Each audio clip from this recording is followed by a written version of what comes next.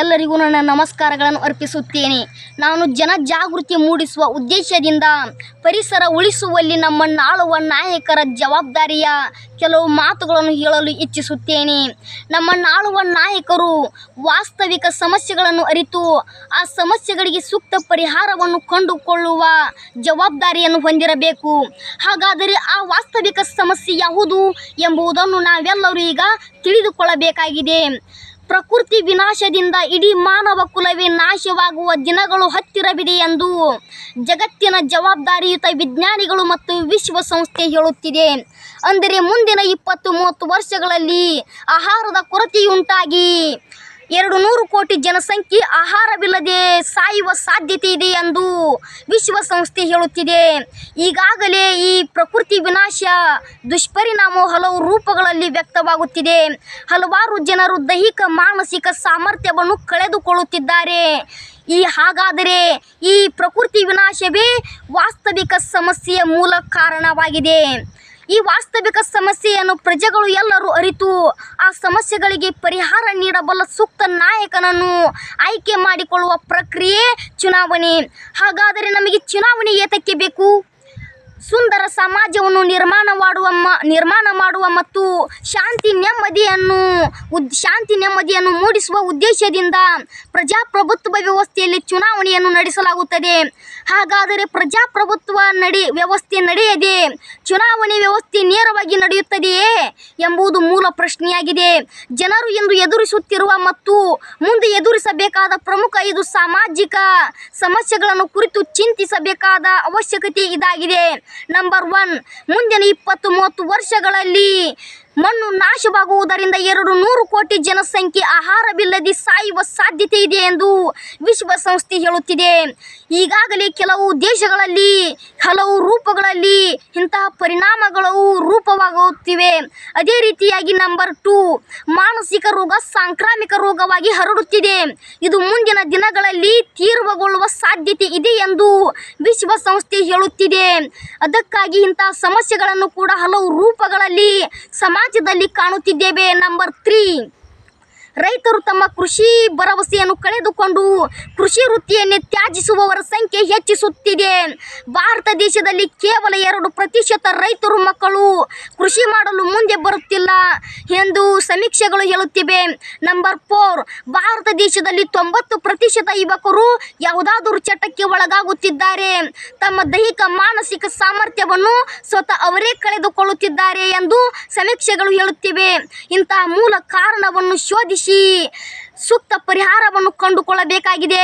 Number 5, ಮುಂದಿನ 5 ವರ್ಷಗಳಲ್ಲಿ ಇಂದು ಜನರಿಗೆ ದೊರೆಯುತ್ತಿರುವುದರಲ್ಲಿ ಅರ್ಧದಷ್ಟು ಕೂಡ ಜನರಿಗೆ ದೊರೆಯದೆ ತೀವ್ರ ಸಂಕಷ್ಟಕ್ಕೆ ಒಳಗಾಗುವ ಮತ್ತು ನೀರು ಸಿಗದೆ ತೀವ್ರ ಸಂಕಷ್ಟಕ್ಕೆ ಒಳಗಾಗುವ ಸಾಧ್ಯತೆ ಇದೆ ಎಂದು ವಿಜ್ಞಾನಿಗಳು ಹೇಳುತ್ತಿದ್ದಾರೆ.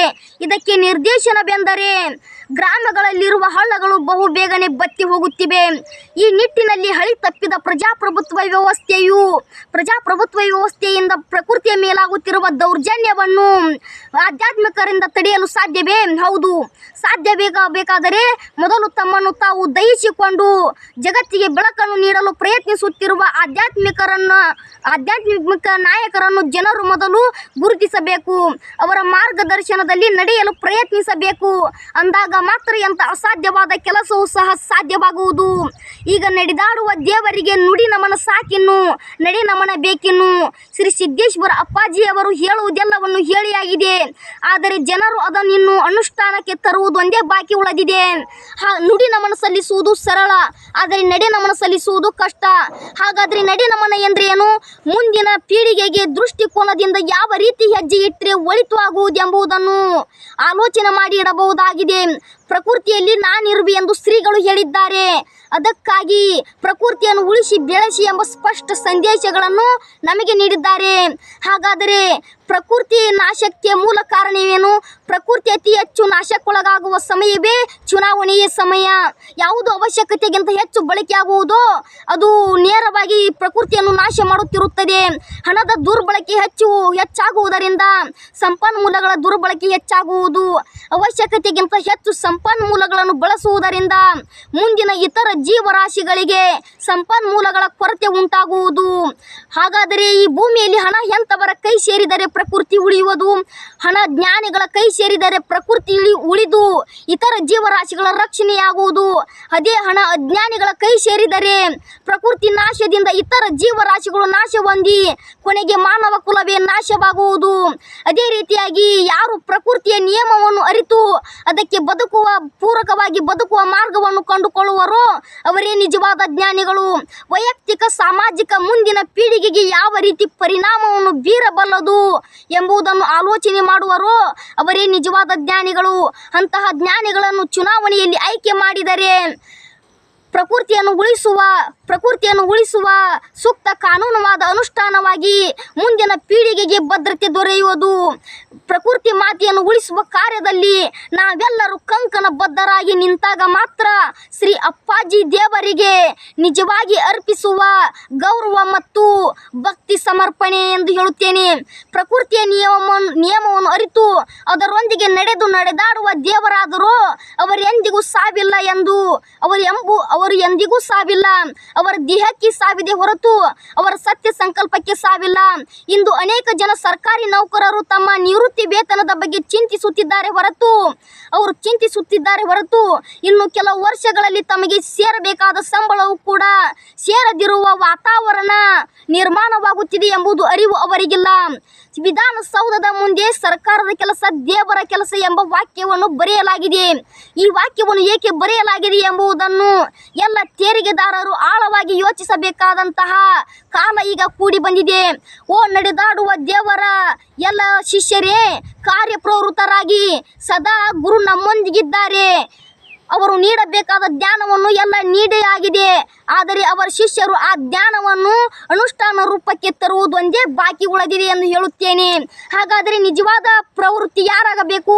ಜಗತ್ತಿನಲ್ಲಿ ಕಾಣಬೇಕಾದ ಬದಲಾವಣೆಯನ್ನು ತನ್ನಲ್ಲಿ ಕಾಣಿಸಿಕೊಳ್ಳುವಂತಹ ವ್ಯಕ್ತಿಯೇ ನಿಜವಾದ ನಾಯಕನಾಗಬೇಕೆಂದು ಮಹಾತ್ಮ ಗಾಂಧೀಜಿಯವರು ಹೇಳಿರುವಂತೆ ಬಹುಜನರಲ್ಲಿ ಆಗಬೇಕಾದ ಬದಲಾವಣೆಯನ್ನು ಮೊದಲು ನಿನ್ನಲ್ಲಿ ಕಾಣಿಸಿಕೊಳ್ಳಬೇಕು.